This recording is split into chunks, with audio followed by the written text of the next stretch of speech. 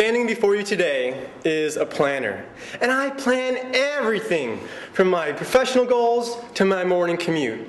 It got so bad that my buddies in college had to pull me aside one day and they said, "Steve, you're so uptight and detail-oriented, you probably plan when you go to the bathroom."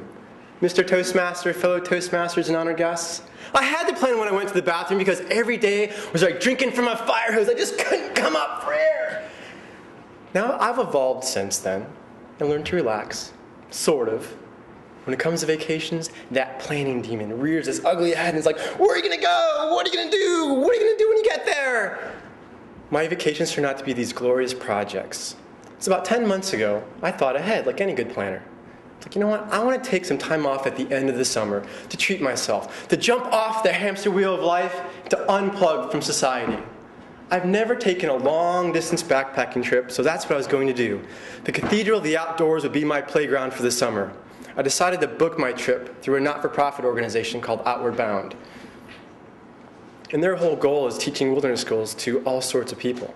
So what's the first thing that any good planner does? You call them on the phone, of course. Like, "Hello, my name is Steve Papp, and I'm a planner. I have a few questions for you." Who, what, why, when, where, and how. I was pelting this woman with questions from left and right, and she was handling them with the greatest of ease.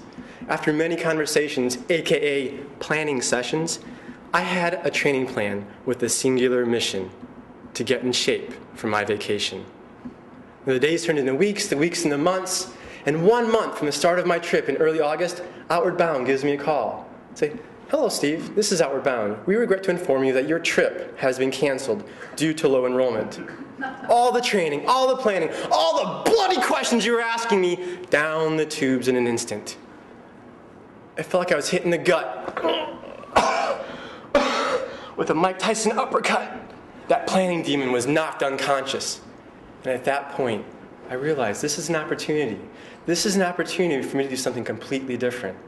At that moment, the skies opened up, and a voice came down from above that said, "Steve, thou shalt be spontaneous." And a freedom traveler was born, and this was my uniform.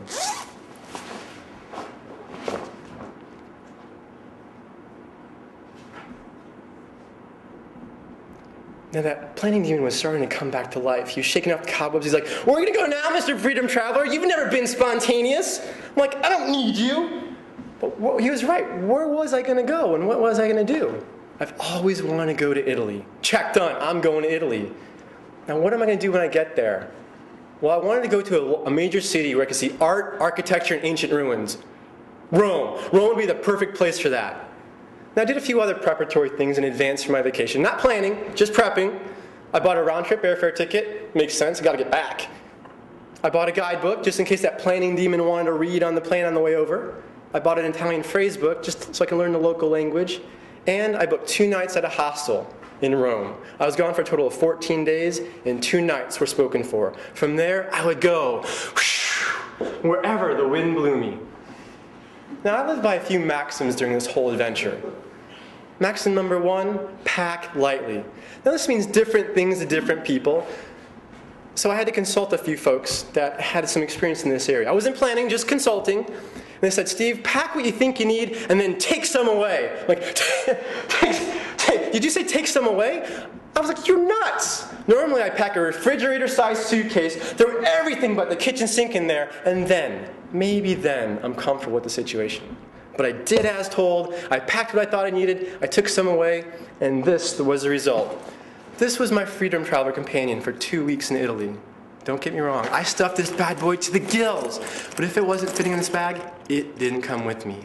A Freedom Traveler does not lug suitcases around Italy like a ball and chain. It's not going to happen. Maxim number 2, if I forgot something that I needed, I would just buy it when I got there. I was born and raised Catholic, so if I had actually thought ahead, I would have realized that going to Italy is like going to Mecca. I would have realized that I wanted to go to church for sometime during those 2 weeks. But dressed like this, with my hair flailing about, my pasty white legs everywhere, like, you know what? God's not going to appreciate this. I want to look good for the guy or gal upstairs. So I wanted to actually put on some long pants. So I was like, well, as a Freedom Traveler, I'm living on a budget. What can I actually afford? Blue jeans. I'll buy some blue jeans, no problem. I'll just find a clothing store. So I searched tenaciously through the hills of Tuscany, and I found a men's clothing store. I approached the sales associate inside the store. His name was Matteo. Excuse me, signore, parle inglese? Yes, of course I speak English. Oh, perfect. Like, can you help me? I'm looking for a pair of long pants so I could wear to church. Like, no problemo, signore, no problemo. I have Levi's 501 Blues and Diesel. What you like? Levi's is fine. He grabbed a number of pairs off the shelf. He handed me a stack of perfectly pressed pants, and I went back to the dressing room. And I cinched down that first pair of jeans, got right about here, and I'm like, I finally cinched that button together. I'm like, you know what? Italian-style jeans and American jeans, they're designed for different frames. Things were happening down in this area that I hadn't seen before. Tourniquets were forming around my bulging thighs, and other things were being pronounced that I just wasn't comfortable with. Now, I'm a modest guy. I wear baggy clothes. I like to have some breathing room down in this area. I'm like, you know what? I'm in Italy, and one in Rome, do as a Roman. So I sucked it up. I stick-figured my way out of the dressing room, and I approached Matteo. Excuse me, signore, what do you think? Matteo took one look at me and said, Signore, no is good, huh? No is good. How you say? No show your family jewelry. Oh, no, don't show my family jewels? Si, signore, no show your family jewels. No, it's good. Not very good. Molte grazie, Matteo, molte grazie. Thank you very much. I didn't buy the jeans that day. And I realized that what other people told me that didn't come true. When I walked into church looking like the Freedom Traveler I was, I didn't burst into flames, and God accepted me for who I was. Fellow Toastmasters, honored guests, I am a reformed planner, but old habits die hard, and that planning demon's rearing its ugly head over and over. It's trying to tell me something. What is it? Oh, it's 12:30. It's time to go to the bathroom. Mr. Toastmaster.